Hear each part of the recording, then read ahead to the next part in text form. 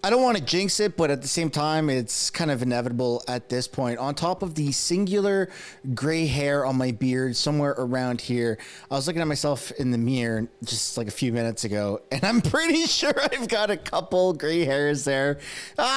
What's happening? I'm only 30, guys. Like, come on, can somebody confirm? Not that I want you guys to screenshot or zoom in on my face more than you have to, but I really feel like the grays are starting to come out a little bit more, and I blame Trudeau. I just blame politics in general. Never mind Justin Trudeau. Just Canadian politics in general is absolutely insane. We got a lot to talk about today. A couple of updates with the hurricane that's taking place and about to completely destroy Florida, essentially wiping it off the map. And I mean, it's like the craziest thing in a very long time. But on top of that, I have some footage to show you of police using lethal force on these pro-Palestinian protesters at a recent protest that took place on a university campus in Montreal. So there is that, but on top of that, there's also what Pierre said in question period. Just a brief highlights. I know I shared it earlier, but also Elizabeth May talks to reporters and kind of goes on a bit of a rant. Then you have a little bit more information that's come out on the $25 million that Canada is basically giving to Lebanon for humanitarian aid. A little bit of a Freudian slip in that speech, which I didn't catch initially. We're going to take a look at now. And then Jagmeet, who has finally shown up back to work. It's been a long time. Like he has actually shown up to work less than Justin Trudeau since they resumed Parliament at the start or sometime, middle or end of September. Kind of crazy, but nonetheless, we got a lot to take a look at in this video. So I highly encourage you guys to stick around for the full thing, or at least as much as you possibly can. Welcome back to the channel. Welcome back to another video, everybody. Before we get into it, I do want to encourage you guys to smash the like button and subscribe if you haven't yet already. It does really help grow the channel. I don't just say it to be annoying. We are very close to 410,000 subscribers. And hey, it's an awesome way to support the channel for free, but also stick to the government so that more people can actually be aware of what's going on in Canada. And without further ado, let's get into it. Now, I know I do this at the start of almost every single video, and again, it's not to be repetitive or annoying. It's in case people that are, casual viewers don't watch every single day, in case they missed, previous updates. So we're just going to glance over the polls. 228 for Pierre projected, 53 for Trudeau, down from 61, Bloc still at 43, and Jagmeet, I always got to zoom in because his number is so small. Little number for little man. You got 18 projected seats. I suspect that he's going to hover around there and slowly start to come back down, the closer we get to Christmas time. And then odds of winning the most seats across the board is 99% likely for the Conservatives and for a majority government. So polls, no changes. Everything is looking great. What's not looking great is what's happening in Florida. We're going to take a look at this for the next couple of minutes. So if you just want to skip past, if you're not interested, then feel free to do so. So it's erupting with a lot of a lot of tornadoes in conjunction with the hurricanes. And it's something that's straight out of a freaking horror movie.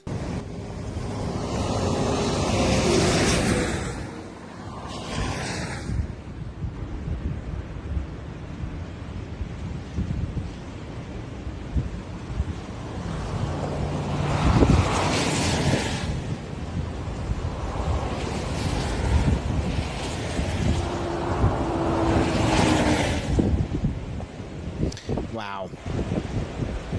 I mean, that's just insane what's going on. And I'll be honest, I've been kind of going down the rabbit hole a little bit with this stuff. Like I've just been obsessing into it, not the conspiratorial rabbit hole. I'm just really, really paying attention to what's going on here. And I'm not looking at mainstream media. There's actually one person in particular that I'm really taking a look at. It's this guy right here. Feel free to go check him out. Ryan Hall, y'all, 2.2 million subscribers. He's been live streaming it just constantly. As you can see at the time of this recording, it's 5 hours. He has about 8-10 hour live streams. He's got a bunch of cameras pulled up. If you really, really want to know what's going on, highly recommend you guys go check out his streams for everything and anything about the tropical storms and the hurricanes. And then I found this. This is a CGI simulation of how destructive this storm is actually going to be. Well, let's show you. Imagine this. Imagine 3 feet of storm surge right here. Now, if this amount of water catches you by surprise, it's too late to evacuate. Cars are floating around and floating away. There's large objects in here that could knock things down with a battering ram-like force. Now, there's no way, again, to evacuate with this kind of storm surge. But we know there's going to be places with more than 3 feet. Imagine 6 feet of storm surge. Now, this completely floods out the first floors of homes and businesses, and the only way to escape that is to move to the higher floor of a building. Now, unfortunately, there are going to be places that get more than 6 feet of storm surge flooding. Imagine this, 9 feet and even beyond of flooding, of inundation. This is practically not survivable. So please. Yeah, that's insane, because then there's just currents that are taking place. There's also a bunch of, cars, trees, debris that's in the water as well that you can easily get trapped under. And it's crazy. And under the live streamers channel that I told you about, the craziest prediction that I saw was between 9 and 15 feet. It might have come down to maybe it was like 6 to 12 feet, but as high as 15 feet of water. A house. Some houses aren't even 15 feet tall, completely submerged, absolutely insane. And there is a bit of a conspiratorial side of this, which I'm not really going to entertain, but I do want to just briefly glance over and mention that what the hell's going on with this talk about the government using weapons to control the weather, and they're the ones that are, expanding this or making it larger. I don't know much about it. I'm not saying I believe it. I'm not saying I don't. I've just seen a couple different thumbnails, a little bit of videos about it because it just pops up on the algorithm. But let me know down in the comments what you guys think of this, regardless whether it's natural or if there actually is some sort of manipulation happening with these storms. It's going to be completely devastating. And what I'm not looking forward to, of course, above and beyond, all the destruction, the lives that are likely going to be lost, is the politicization of this. I just already see it now, and I feel like I've already heard a couple of things in the United States of politicians saying this is why we need to, increase a price on pollution. And I likely think that you're going to see Canadian politicians chime in on this, because they even politicized the Jasper wildfires that, just completely destroyed our national park. Now, of course, one is a little bit more severe than the other, but nonetheless, I just hope everyone is taking the right steps to evacuate in time. Now let's get into the Canadian news. So we're going to start off with hitting the ground running here. This is the footage of pro-Palestine protesters getting, essentially met with lethal force by the police. So the police have set up barricades, and you can see there's security there. Completely ignore the security, and they just destroy the fence, run through, F you, all that stuff. And then this is the police's reaction.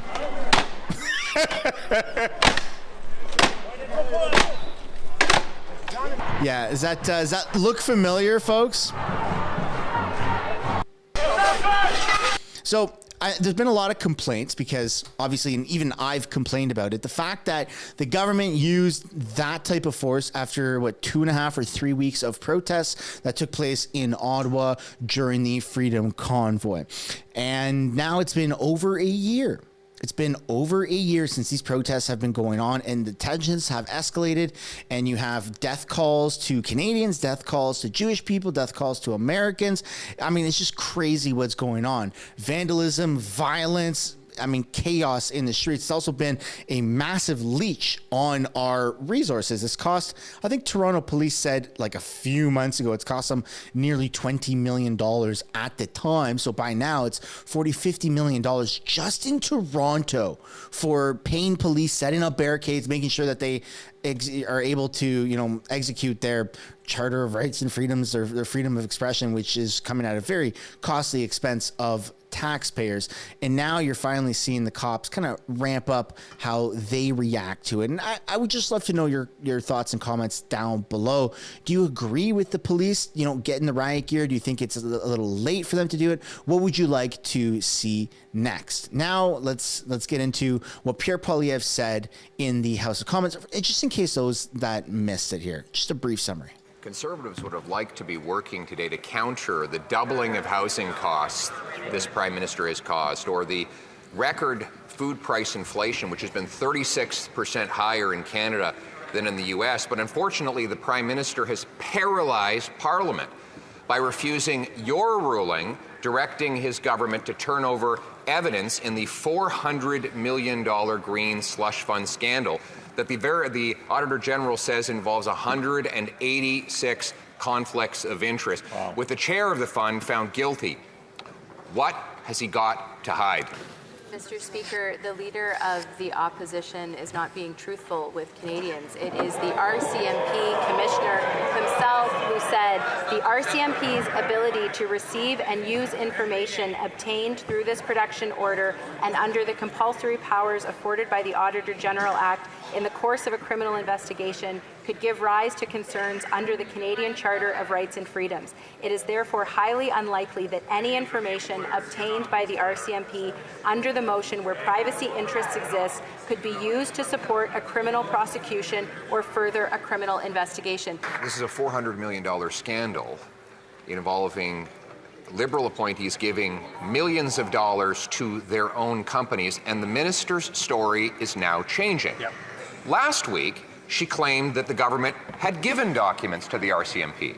This week, they claim that if they gave documents to the RCMP, it would cause the Charter of Rights to come crashing down. It sounds like there's a new story every week to justify paralyzing Parliament to cover up the truth. What is in these documents about this $400 million scandal that the Prime Minister is so afraid of? And that's kind of the answer that Canadians want to know is $400 million. That's a massive chunk of change. Like, that's instrumental. And a lot of this money has gone towards the numbered companies, numbered businesses that are owned by sitting MPs, which is a massive, massive ethics violation. You just can't do that. You can't have inside knowledge, inside, the ability to bid on contracts or even just control contracts, government contracts, towards profiting yourself or those around you. And somehow it's all been protected. And that's what the Conservatives are really after, which is why they've brought this to the attention of committee. They've brought this attention to House of Commons, to Parliament, everywhere. And they've exhausted all of their resources to the point where they had no other choice but to go deep down into that cellar with their lantern and look with their light for that one book that explained the rules on how they can bring this to the police, which is what they've effectively done, which is kind of why nothing really crazy has even happened. Like, the government's kind of been a bit of a standstill for just about a week right now. And we don't really know how much longer this is going to take, which is why you're seeing the rhetoric, go up and escalate with the Liberals saying, Pierre is doing this and Pierre's attacking democracy and blah, blah, blah. No, he's not. Pierre has been trying to get answers for Canadians. Where the hell is our money going? What the hell is the government doing? Why is Justin Trudeau's net worth over $100 million?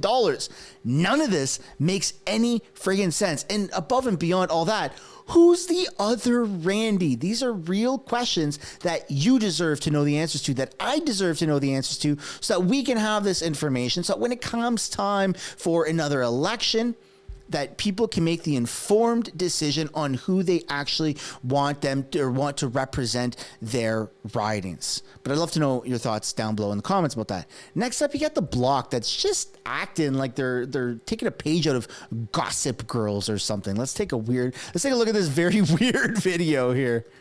Are you prepared to let Parliament not do any work until your demands are met? Because if I'm not mistaken, that's what you said in French, that the only way for you to help unblock this question of privilege You give me much more power than I do have. Most of the time, we are described as being a non-significant party in this parliament. And suddenly, we are the king of the hill, and we are responsible for the future of this country. Oh, I'd like that.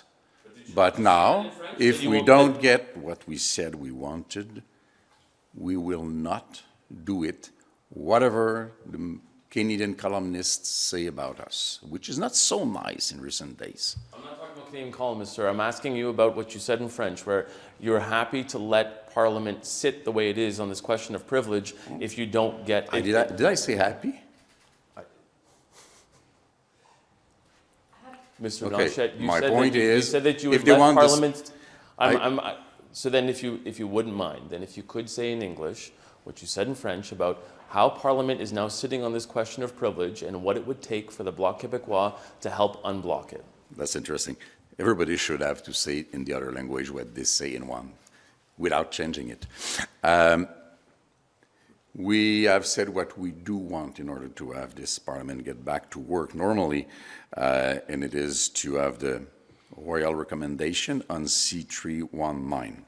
We are not responsible for the way other parties behave, and I believe that both Liberals and Conservatives, whatever they say, are quite happy about the situation because they seem to gain from the fact that the Parliament is not working. Nobody is trying to do something and get something done. Everybody is trying to keep things the way they are and say the other party is responsible for what's happening. We are not in that state of mind. We want things to go forward, and we might play a role in what's coming in the next few days. Remember that next week is off, so the clock is ticking. This guy is acting like it's his first time ever getting any attention. It's extremely bizarre. He's using all this momentum of the Bloc making these threats of we're going to call an election if we don't get what we want, and now he's like, it's just so weird. It seems like it's overly dramatic and unnecessary. And speaking of overly dramatic, I have finally found the right words to describe Mélanie Joly.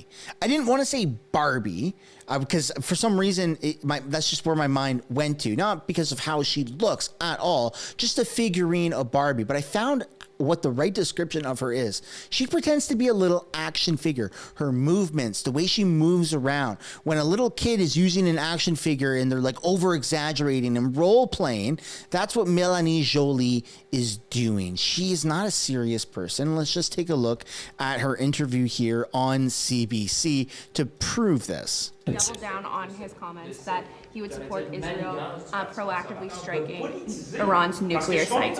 Does that concern you about an escalation, or is that something that Canada would support as well? First and foremost, the position of Canada has always been to bring back peace and stability to the Middle East. Israel has said that they would retaliate and that they would do so, and consequences would be severe. What the G7 has said, all countries of the G7, is that answer needed to be proportionate. And that's what we'll continue to advocate for. And we stand along the 7 most influential and impactful countries in the world. And so specifically targeting those nuclear sites, would that be proportionate? My point is it needs to be proportionate, and the President of the United States has already said that he's against it.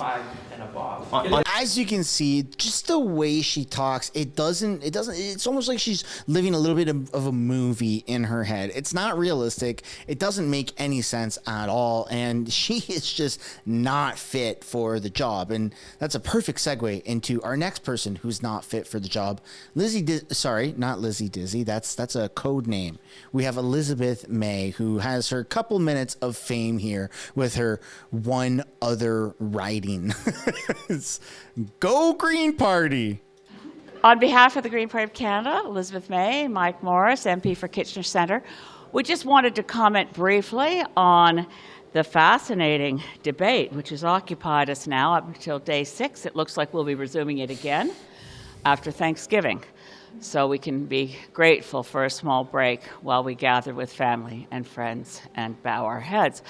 I did get a chance to speak for a full 20 minutes on what the Green Party of Canada makes of the SDTC issue. I wanted to clarify that I think at this point, having served in this place since 2011, recent events represent a new low in lack of civility coupled with lack of productivity.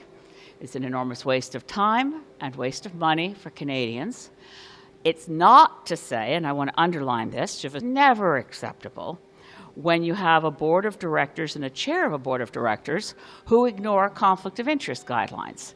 But that is not to say that this is an example of liberal patronage, slush funds. We've seen no evidence whatsoever, and I keep asking the Conservatives for some evidence that Annette Verschuren was in any way a liberal insider. I have been able to find that she advised Jim Flaherty, that Stephen Harper appointed her to the Economic Advisory Council in the 2008 financial crisis. She's a very highly respected business leader and clearly violated conflict of interest guidelines. It should go to committee, it should go to study, and all the documents should be provided. But what we're seeing right now in Parliament between the accusations and somewhat slanderous accusations within Parliament against each other, between official opposition and the government and others, this is not acceptable. We need to do better. I'll just give it to Mike Morris for a moment. No, don't let me talk. I want nothing to do with this, says the other Green Party. Like, that's just crazy, man. I'd love to know what you guys think down below in the comments about Elizabeth May. It feels like the Green Party is dwindling out of any form of relevance. And to be honest, the way that Elizabeth May approaches things, I don't think anyone is really going to miss them. Now let's take a look at this extremely weird announcement by the Liberal government where they all get together and they announce that Canada is somehow giving away $25 million as humanitarian aid to Lebanon. I didn't even know we had that amount of money just sitting around, but apparently we do, because Canada's such a thriving country. We don't have any problems to worry about here in our own country. We can give all our money away to others. Humanitarian organizations on the ground, including some who are represented here today, the conflict has put additional strains on their systems of distributing humanitarian aid and even operating within the country. So the suffering must end. We must return to the path of lasting peace and security for Israelis, Lebanese, and Palestinian civilians, and many others across the region. Hundreds of thousands of people now need urgent support, and Canada, as in the past, is responding and will respond. As of today, Canada has committed $25 million to support a humanitarian response to assist the most vulnerable civilians in Lebanon. I do not know how the hell Canada has an extra $25 million lying around for that. That could go, and I said this on a live stream earlier, that money could easily go towards fixing one or two major cities in Canada's drug addiction crisis. You put that money towards rehabilitation, removing the safe supply from those places, and you can have something like Vancouver and Montreal. I don't know if that would work, $25 million to fix both of those major cities, but I don't see why not. And even if it's not two, at least one. And then we've fixed one major city here in Canada, which is a step in the right direction. Maybe I'm delusional, maybe I'm naive, maybe I'm too optimistic, but let me know down in the comments if you would rather that $25 million stay here in Canada to fix our problems, or if you are okay with $25 million going towards other countries, or even somehow, if you're watching this video, you want more than $25 million going to other countries. Looking forward to reading the comments on that one. And then you've got Jagmeet Singh, who finally shows up to work and addresses the press. We as New Democrats, and me personally, we believe fundamentally that healthcare should be there for people. It should be public, it should be universal, and it should not cost you anything. On top of that, we believe that should include dental care. We have seen the impact that our dental care program has had on people. I think about Sue, someone who's retired, a senior living in Ottawa who I met, who lost her teeth because of cancer treatment. She's a cancer survivor and went to a dentist. There's a denturist there. I was with her when she went to that visit, and she just wanted her smile back. And I saw the tears of joy on her face when she was told by the dentist and the denturist that she will get her smile back. The fact that Premier Legault wants to say no to someone like Sue, wants to target some of the most vulnerable people in our country and say they should not be able to access dental care is wrong, it's cruel, it's unjust, and we're going to fight back. We know that the Liberals do not have the courage, have shown they're too weak to stand up to Conservative premiers, but we are ready to do so. And we also know that Conservatives and Pierre Poilievre want to eliminate dental care entirely. We're the only ones that have people's back on this, and we're going to continue to fight for them. In English, what are you willing to do? Excuse me. What are you willing to do? He hasn't answered the question. What are you willing to do to get the House business back on this table in Parliament? Right now, we're just dealing with this debate. What are you willing to do? Are you willing to work with the Liberals to give them a time allocation? How will we get back to parliamentary business? So right now, the Liberals have to do two things, and we support making sure the government's held to account. They've got to release documents. Release the documents. There's nothing that stops them from releasing those documents. They should move ahead and release those documents. They should be held to account. And secondly, the issue that relates to Minister Boissonnault. Absolutely, he should be held to account, and his colleagues should be held to account and brought before Parliament to explain why he's not justifying these text messages that make no sense. So the ball is in the government's court. They could do the right thing, move forward on accountability, and Parliament can move ahead. It is also very clear, and you're absolutely right to critique the Conservatives. They are, as one of my House leader says, agents of chaos. No interest in letting Parliament work, no interest in ensuring that people get any help, no interest in seeing bills move forward. That's true. The Liberals should just provide the documents and ensure there's accountability, and we can move forward. That is extremely rare, where Jagmeet says that the Liberals should provide the documents so that we can move on. And I think that you got some party leaders, maybe he hasn't been showing up to work because he's been needing a little bit of a spanking of common sense. You know what I'm saying? Like that's the whole Conservative motto, common sense with common people. And what he just said is common sense. I mean, I hate to admit it, but yeah, that's right. Liberals should provide the documents so that we can all move on. And if something was criminal, well, you shouldn't have done it. Along with it, this is the act of agents of chaos. It's very clear that Poilievre from the beginning has not wanted anything to move forward.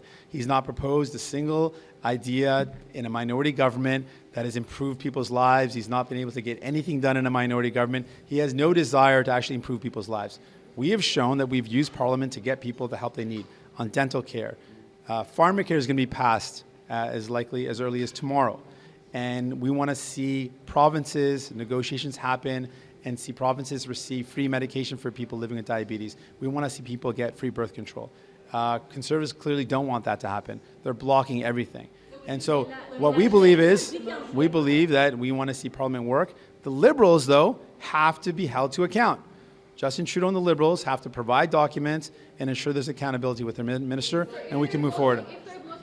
Then what is your party doing to end the blockage? Are you working on a closure motion? The Liberals have to provide documents and ensure that there's accountability for the minister, and we can move forward. So again, we just seem to get hit with these surprises on a daily basis with Canadian politics. You got party leaders that say one thing, do another, and just like the famous quote that Mike Tyson has said, everybody has a plan until they get punched in the face, right? And so that's kind of what we're seeing right now is these plans, they are changing day to day.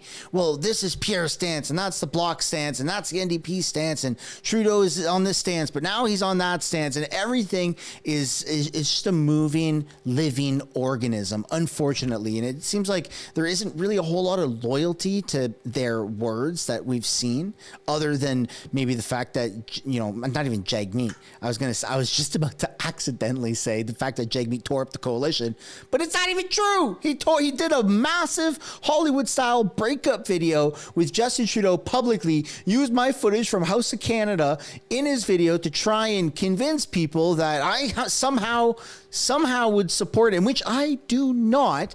And the only one that's really stayed true to his word is Pierre Poilievre, right? He's been calling vote of no confidence as literally often as he possibly can, and he's doing everything in his power and within his abilities to really bring to light all of the corruption that the Liberals are showing and that they're hiding, right? That's the most important thing, that they're hiding it. And you just heard right there, unless I misheard, Jagmeet Singh is saying, yeah, just show the documents and let's get it over with. But I'd love to know your thoughts down below in the comments as we approach the end of the video. Do you think that, you know, Jagmeet could eventually turn on Justin Trudeau, or what do you think is going to be the outcome of this? Voted on confidence. Do you think there's going to be an election? Do you think that Justin Trudeau will turn over those documents? Let me know your theories down below in the comments. And as we end the video, one last time, I'd like to encourage you guys, if you haven't yet already, to smash that like button and subscribe, and I'll see you guys in the next one. Bye for now. But holy shit, what the fuck, I'm possessed.